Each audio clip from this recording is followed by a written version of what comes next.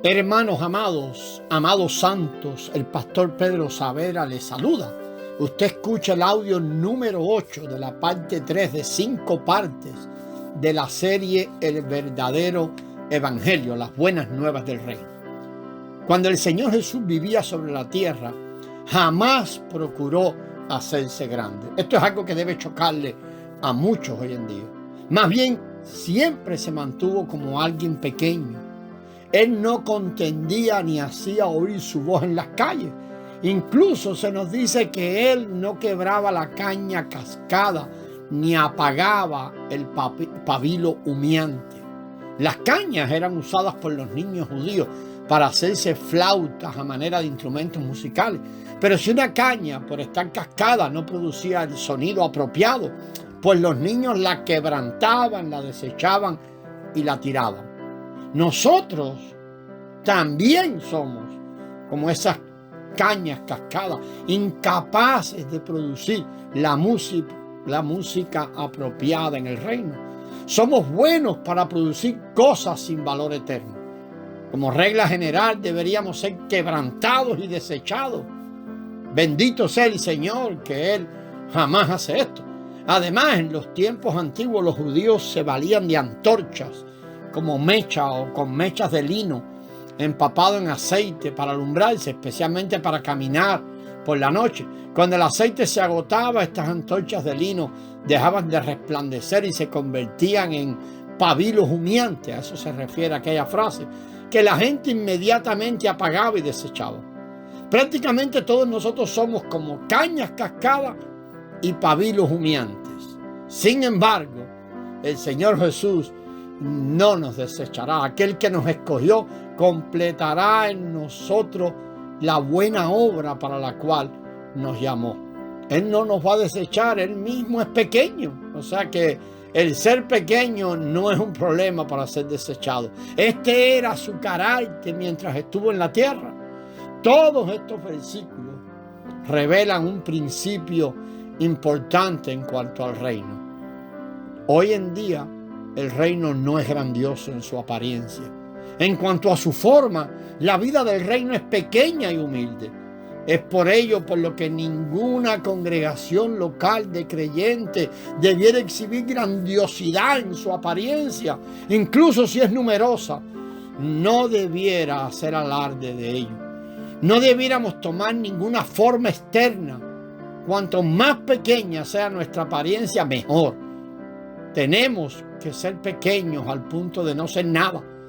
Debemos estar ocultos y escondidos en todo momento. Si consideramos, hermanos, todos estos pasajes, estos versículos ahí de Mateo 11, juntos, deberíamos ver lograremos ver que la manera de disfrutar el descanso del Señor consiste en que no seamos algo grandioso, manifiesto ni público. Disfrutamos de Cristo como nuestro descanso en la vida del reino al permanecer pequeños, escondidos y ocultos. Eso no es lo que vemos en esa iglesia visible de hoy. Jamás debemos convertirnos en un gran árbol. Tenemos que ser la pequeña planta de mostaza. Mateo 12 revela otro principio. Las personas religiosas acudieron al Señor pidiéndole una señal, un milagro. Ellos querían que hiciera un milagro para demostrar que Él era Dios. Pero Él les respondió de este modo. Estamos mirando Mateo 12, 39. La generación malvada y adúltera busca señal, y señal no le será dada, sino la señal del profeta Jonás. Jonás fue un profeta que pasó 3 días y 3 noches sepultado dentro de un gran pez en las aguas de la muerte. Usted recordará la historia. Después de 3 días salió de allí. Esto fue la señal de la crucifixión y resurrección del Señor Jesús. De este modo el Señor Jesús le dio a entender a aquellas personas religiosas de aquella generación que no verían otra señal aparte de la única señal del Cristo crucificado y resucitado. La atmósfera imperante entre las personas religiosas de nuestro tiempo es la misma de aquel entonces.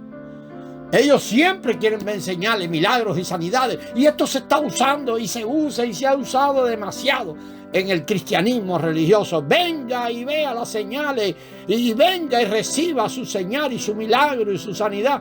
Sin embargo, en la vida del reino no debemos hacer exhibición alguna de nosotros mismos por medio de señales y prodigios. Más bien debemos revelarnos como aquellos que están crucificados y en resurrección. Si una señal queremos enviar al mundo, es mostrar en nuestras vidas, amados, la crucifixión y la resurrección. La señal que es necesaria hoy no es ningún prodigio o milagro, pero por ahí nos hemos ido. No, la señal que es necesaria hoy es la señal de una persona crucificada y resucitada para que pueda expresar la vida en resurrección. Ahora debemos juntar todos estos principios. Al final del capítulo 11, el Señor Jesús comenzó a mostrarnos la manera en que podemos disfrutarlo a Él como nuestro descanso en la vida del reino. En el capítulo 12 nos reveló que necesitamos quebrantar los preceptos religiosos, pero que debemos desechar el hacernos grandes, públicos y populares. No debemos buscar la popularidad, sino que tenemos que permanecer escondidos, pequeños y humildes. Además, no debemos hacer actuaciones ostentosas mediante milagros y señales. Por el contrario, cuanto más la gente nos pida milagros y señales, más debemos ir a la cruz, más debemos ser sepultados en las aguas de la muerte. Cuanto más la gente espere de nosotros algo extraordinario, más tenemos que ir a la cruz para ser crucificados e ir a las aguas de la muerte para que nos sepulten. Después de la crucifixión y sepultura, experimentaremos la resurrección. Y el pueblo del reino tiene que ser un pueblo que ha sido crucificado, sepultado y resucitado, que experimente la resurrección, porque es la resurrección que trae la vida espiritual plena que la gente necesita ver, la vida del resucitado. Si somos los Jonás de hoy, personas que experimentan la muerte y la resurrección, ciertamente también seremos los Salomón de hoy que edifican el templo. Una vez más, vemos que en el libro de Mateo no sigue una secuencia cronológica, pues según la secuencia histórica, Salomón vino primero y Jonás vino después. Entonces, ¿por qué Mateo pone a Jonás primero? Menciona a Jonás primero. Debido a que Jonás tipifica a Cristo como aquel que fue crucificado y resucitó, mientras Salomón está en la etapa que sigue. Salomón tipifica a Cristo como aquel que reina. El Cristo fue crucificado, resucitado, ascendido y sentado en el trono como el rey. Después de ser resucitado, Cristo es el rey que reina sobre toda la tierra.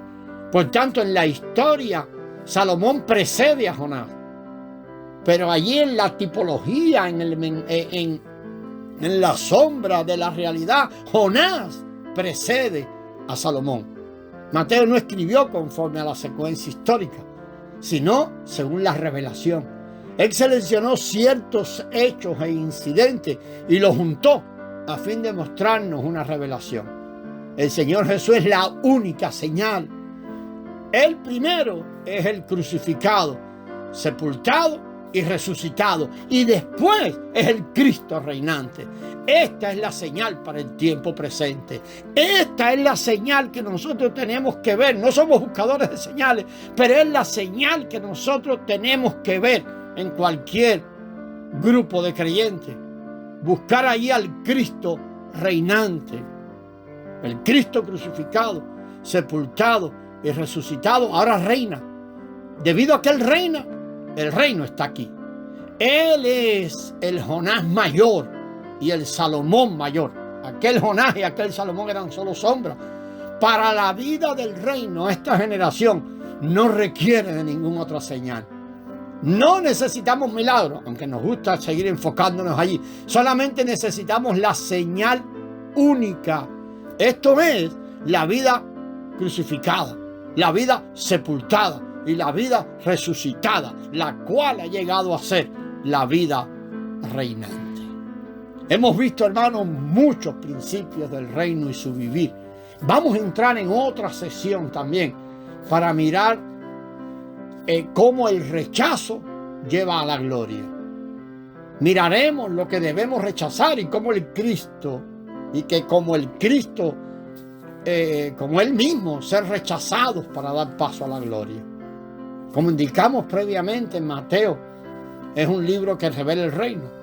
Los primeros 7 capítulos pueden ser considerados como la primera sesión del libro, de los cuales del capítulo 5 al 7 presentan una definición, una descripción del reino, esa sección que llamamos ahí el Sermón del Monte. Después del capítulo 8 hasta el 12, Mateo presenta muchos casos a manera de ilustración de la vida genuina del reino. Es de ahí donde hemos ido extrayendo esos principios del reino. El pueblo del reino está compuesto por los que una vez habían sido leprosos, pero que fueron limpiados. Ahora son personas que han creído y disfrutan de Él como su todo. O sea, disfrutamos de Él como el banquete, como el novio, como el vestido nuevo, como el odre nuevo, el vino nuevo, el descanso, el David actual, el Jonás mayor y el Salomón mayor. Mediante estas ilustraciones podremos comprender que el Señor Jesús lo es todo para el pueblo del reino y también es la señal. El pueblo del reino siempre carga la señal del Cristo reinante, que primero fue crucificado, sepultado y resucitado. De cierto modo, la Escritura, la Biblia, está compuesta ahí como un rompecabezas. Las piezas del cuadro son halladas en diversos lugares y nosotros tenemos que encontrarla y ensamblarla. Y esto no es un descubrimiento humano, esto es por revelación. Cuando leemos Mateo del 8 al 12, primero debemos obtener una visión panorámica.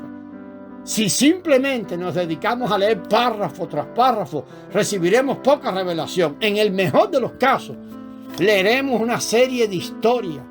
El caso de la limpieza del leproso será simplemente un relato más, una historia más.